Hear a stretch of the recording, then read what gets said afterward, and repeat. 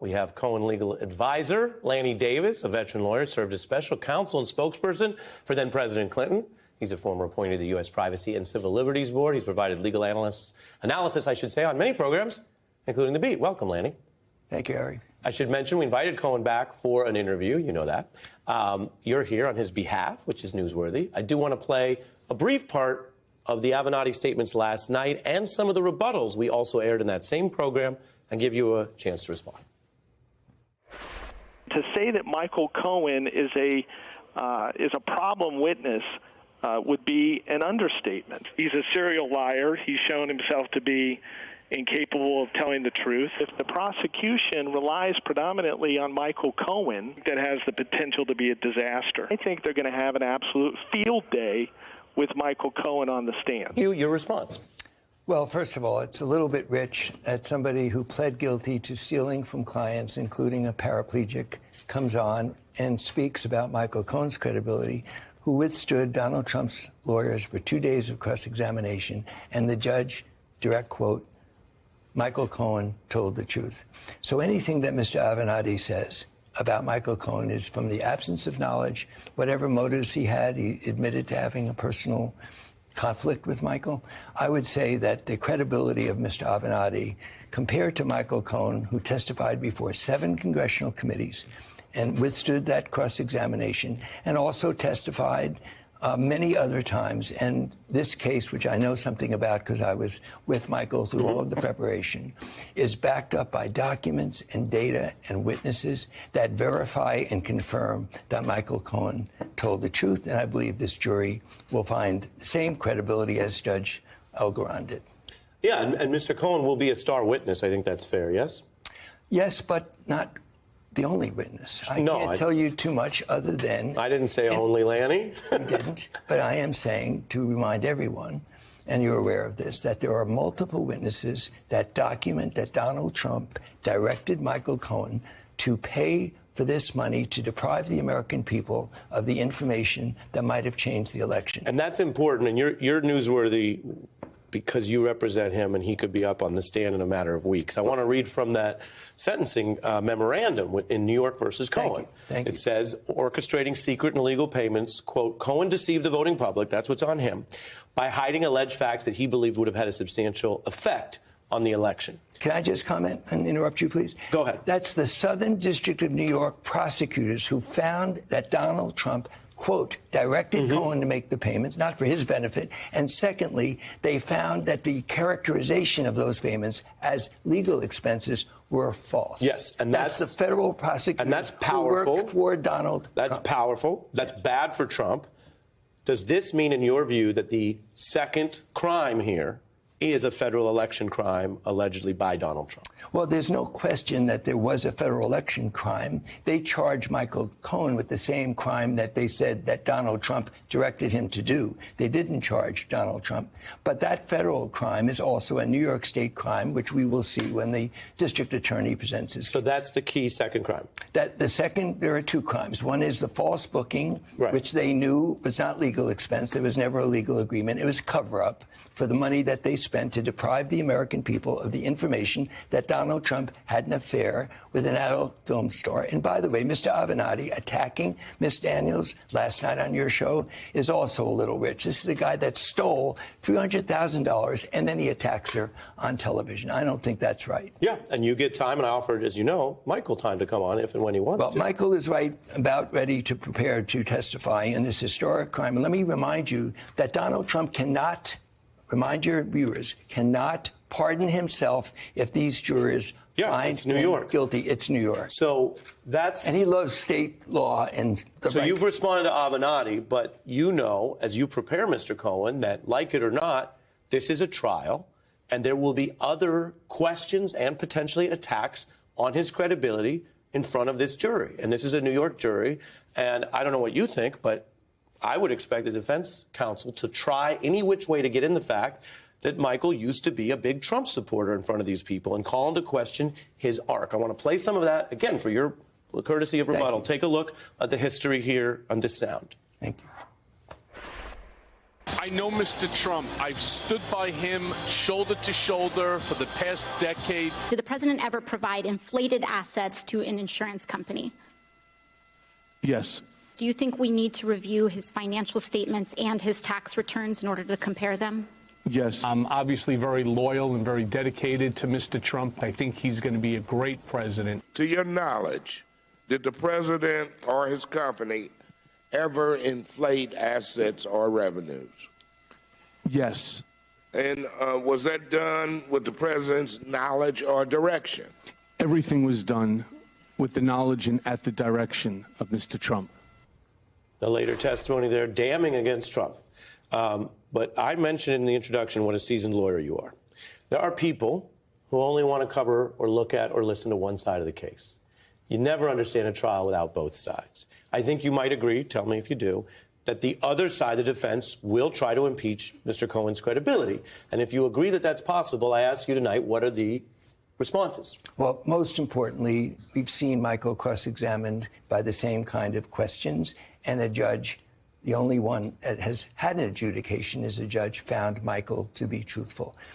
The same kind of questions and attacks will be made in this trial. I can tell you. You think that will come up? I have no doubt that not only was Michael truthful, but he owned the lies and the stealing and all the other things that he did for Donald Trump for 10 years. This was not money that he took. He paid this money on behalf of, as the federal prosecutors wrote in a public document, directed by Donald Trump. So whatever cross-examination he undergoes, I have total confidence, based on documents and other witnesses to back him up, that Mr. Trump has a very tough case to get even one juror to agree that he's not guilty. It's really interesting. Do you think, and I'd ask him if he were here, but you're here in his place, do you think that he is fully prepared, personally, emotionally, psychologically, for how much the Trump lawyers, if he takes the stand, will try to bait him, to upset him, to make him lose his composure? Yes, for one reason.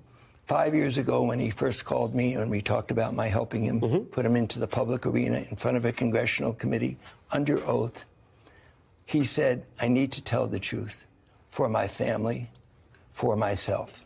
And since that day, he has told the truth in front of congressional committees. Mr. Mueller praised him telling the truth. And I just said the judge found, after 2 days of very tough cross-examination, I have total confidence the reason that he'll stand up is that he's only going to tell the truth. And when you tell the truth, that's pretty powerful. And the jury will look at him and decide, is he credible? Judge Algaron said, yes, he's credible. Now we'll let a New York juror, 12 people, decide whether he's credible. Yeah. I have something else I want to talk to you about. Not the why are we here. There's a convicted campaign crime. There is a mountain of evidence against Donald Trump. Proving that Donald Trump might have been less than accurate on his finances is easier now than it was years ago with this mountain of evidence. I think people are familiar. So not why are we here, but why are we here now, which is more a question for the DA than for you. The DA has been on this show, but he's busy right now. And I do want to ask you how you think, as a very knowledgeable attorney in this case, the DA will deal with this. Because here's the timeline. 2016 is when this thing occurred. Your client, the person you're advising, Mr. Cohen, pleads guilty by 2018, right? We don't get the revival of the case until 2022 and the indictment until 23. And now here we are, 2024, April jury selection, could be May starting the trial. I ask you, what is the best rebuttal for the DA when the lawyers say not why are we here, but why are we here now? As they try to, through questions and arguments, to this New York jury say it's a little late to be dealing with something from 7 years ago. Well, first of all, I wish it had been brought earlier. You do? Absolutely. Okay. The earlier DA, Mr. Vance, was ready to bring an indictment based upon commercial fraud. Instead, the Attorney General brought a civil case for commercial fraud. This DA decided the more powerful case with implications for the country was this case. Let me quote the federal prosecutors who worked for Donald Trump when they wrote these words on December 7th, 2018, in a public document. They said this case is about preventing the American people from knowing the truth right before an election. Yeah. He waited till 3 days before the election. Yeah, very important. To tell Michael, pay off Miss Daniels But can and I use push your you? own money. You're a smart lawyer, so I know you can handle being pushed with all your experience. Please. What do you say in that courtroom when those Trump lawyers say to the jury, if this was such a strong case and a clear case, and Mr. Cohen has been ready, as I think he has, to tell the truth, as you said tonight, for all this time, why did it take this long? If it's such a great case, why didn't they bring it earlier? Here we are barreling towards an election. Here we are 7 years later. Is there a good answer for that? There's a very good answer. He was an incumbent president, and his own prosecutors called him Individual One, not Donald Trump, directed Michael Cohen to pay the money for his benefit to cover up an affair with No, but I'm Adolf talking, we're Hitler. 4 years, we're three and a half years that from was that. until 2021. What about 21? Yeah. When he reluctantly allowed himself to be succeeded by Joe Biden after a violent insurrection that he promoted. Now it took some time to decide, do we go with the financial fraud case or do we bring this case, which is about preventing the American people from casting their votes? It's not a hush money case about sex. It's about preventing the American people from knowing that Donald Trump had an affair, according to Ms. Daniels, and that he didn't want the American people to know about it after the Access Hollywood tape came out earlier in October. Those are the facts, and it took about a year for them to decide, we're not going to bring the financial fraud case. We're going to bring this case because it's about fair elections, and it's not just about money. Final question. You mentioned these witnesses. Mr. Cohen will be a key witness if he's called.